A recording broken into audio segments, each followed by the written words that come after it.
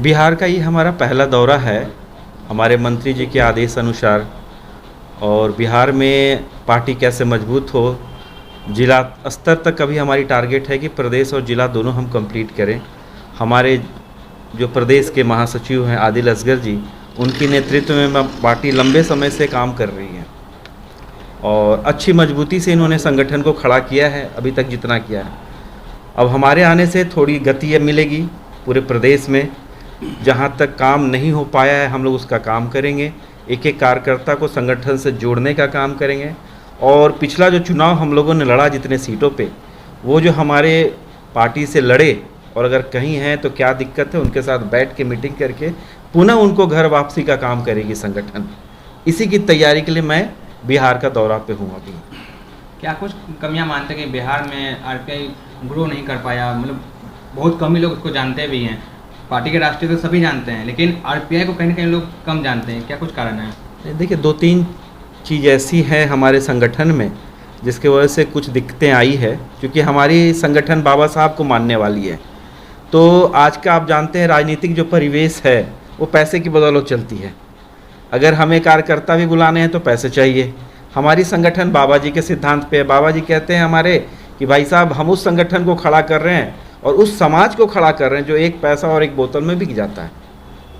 तो हमारी पार्टी तो वो दे नहीं सकती, क्योंकि हम बाबा साहब के सिद्धांतों पे काम कर रहे हैं।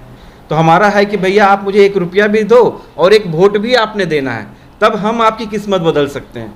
लेकिन भारत की विडंबना ये है कि आज graduate, master degree, engineer, doctor, जितने प्रोफेशनल आप उठा के देख लीजिए, वो अपनी भविष्य एक ऐसे व्यक्ति में तलाशती है जो खुद कहीं पढ़ा लिखा ना हो। तो क्या सोचते हैं कि भविष्य कैसा होगा हमारे देश का? हम खुद पीएचडी हो करके ये सोच रहे हैं कि मैट्रिक फेल लड़का अगर हमारा बन गया मंत्री तो हमारा भविष्य बना देगा। भाई साहब, ये पॉसिबल नहीं है।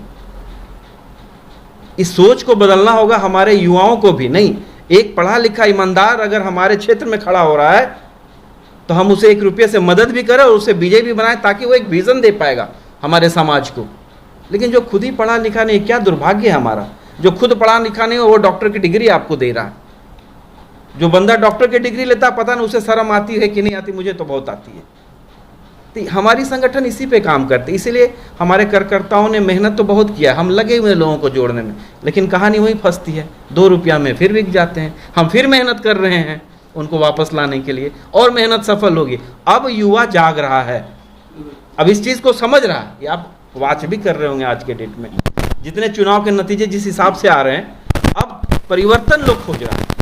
क्योंकि अब भारत के लोग ये कह रहे हैं कि अब नकारात्मक राजनीति नहीं चलेगी इस देश में, अब सकारात्मक राजनीति करनी पड़ेगी।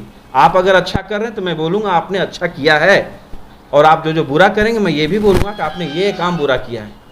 एक महत्वपूर्ण जिम्मेदारी इस बार आपको दी गई है, खासकर जब बिहार आए हैं, तो किस तरह से जो अपने पार्टी को विस्तार करने के लिए क्या कुछ करेंगे? क्या प्रमुख जो है आपकी जो एजेंडा है जो लेकर? अभी मुख्य एजेंडा है कि हमारा प्रदेश कमेटी मजबूत हो जाए, हमारे प्रदेश कमेटी में अच्छे अच्छे लोग आए, शिक्षित लोग आ जाएं हमारे संगठन में, ताकि हमारी प्रदेश कमेटी मजबूत हो जाए। जब हम प्रदेश कमेटी को मजबूत करेंगे फिर हम जिला स्तर पे काम शुरू कर देंगे। क्या लगता है सर, आगे आने वाले चुनाव 24 और 25 बिहार में आप अपने पार्टी की तरफ से लड़ सकते हैं? चुनाव तो मैं लड़ाऊंगा। पिछली बार भी आपने देखा था हम चुनाव लड़ाए थे, 14 सीट। ठीक है, इस बार भी लड़ाएंगे। गठबंधन के साथ या अकेले? ये तो भविष्य बताएगा गठबंधन होगा कि नहीं होगा, लेकिन अभी केंद्र में एनडीए के साथ गठबंधन है। अगर हमारी तालमेल बैठी, हम तो केंद्र में हैं, ठीक है, राज्य में नहीं है। राज्य में तो हम स्वतंत्र हैं, क्योंकि राज्य में हमारी गठबंधन नहीं है।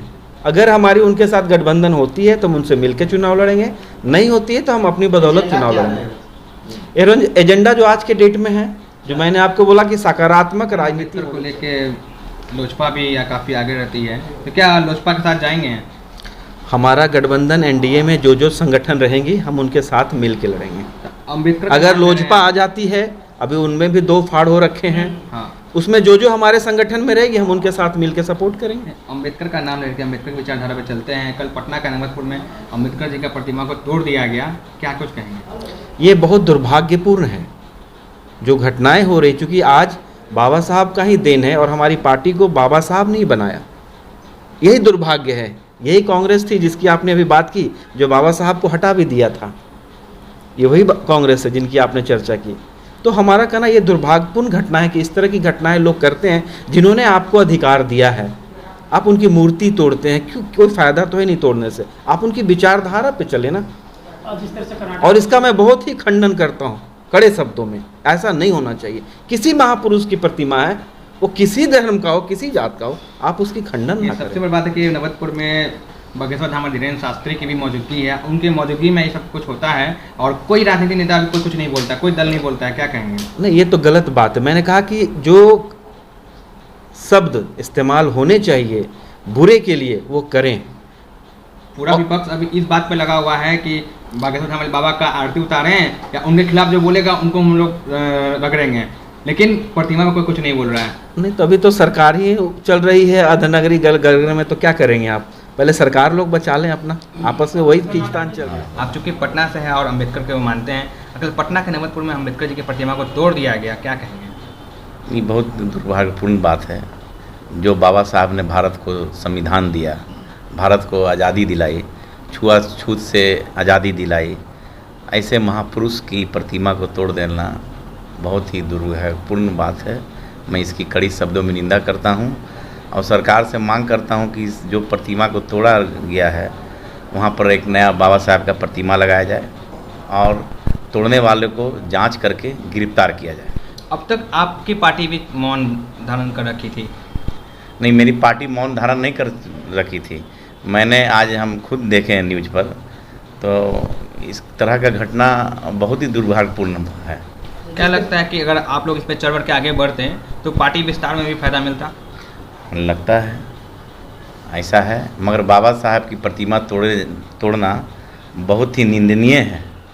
इस प्रकार की घटना नहीं होना चाहिए। इसमें कहीं ना कहीं सरकार और प्रशासन की भी जिम्मेवारी है और दोषी हैं, और उनको गिरफ्तार करने की हम लोग मांग करते हैं और सरकार से मांग करते हैं, बिहार सरकार से, कि वहाँ पर बाबा साहब की प्रतिमा को लगाया जाए। नवल जी पटना आए हुए हैं, जी। कितनी मजबूती मिलेगी? किस तरह से जो पार्टी विस्तार होगा, क्या लगता है क्या कुछ होने वाला है? देखिए, पहले बिहार में सभी पार्टी के प्रभारी आते थे, मगर हमारी पार्टी की प्रभारी नहीं थे। हम लोग राष्ट्रीय अध्यक्ष साहब से मांग किए कि सर, आप राष्ट्रीय अध्यक्ष हैं, आप भारत सरकार के मंत्री हैं, आपको पूरे देश देखना है, इसलिए हमें भी एक प्रभारी की नियुक्त करके दिया जाए जो हमारे गार्जियन के रूप में हमेशा हम लोग कार्यकर्ताओं पदाधिकारियों के बीच में रहें। और इनके प्रभारी बनने से पार्टी को नई दिशा मिलेगी और कार्यकर्ताओं में जोश बढ़ा है और कार्यकर्ता खुश है कि हमारे बीच नए प्रभारी के रूप में माननीय नवल शर्मा साहब आए हैं। और बिहार के दौरा भी हम लोग इनका कराएंगे। हर जिला में एक सम्मेलन, कार्यकर्ता सम्मेलन, कार्यकर्ता बैठक, सदस्यता अभियान, और हम लोग 24-25 की मजबूती से तैयारी करेंगे। राष्ट्रीय अध्यक्ष का भी आने का कोई? हाँ, राष्ट्रीय अध्यक्ष के आने की संभावना हम लोग बना रहे हैं।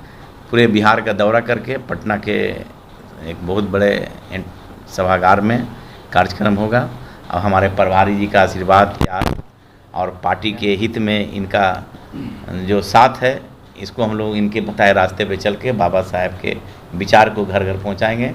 हम माननीय राष्ट्रीय अध्यक्ष रामदास अठावले साहब के नेतृत्व में बिहार में भी पार्टी मजबूत होगी और हमारे प्रभारी नवल शर्मा के नेतृत्व में बिहार में पार्टी मजबूत होगी। अपने परिचय दे दीजिए। आदिल असगर, महामंत्री बिहार प्रदेश।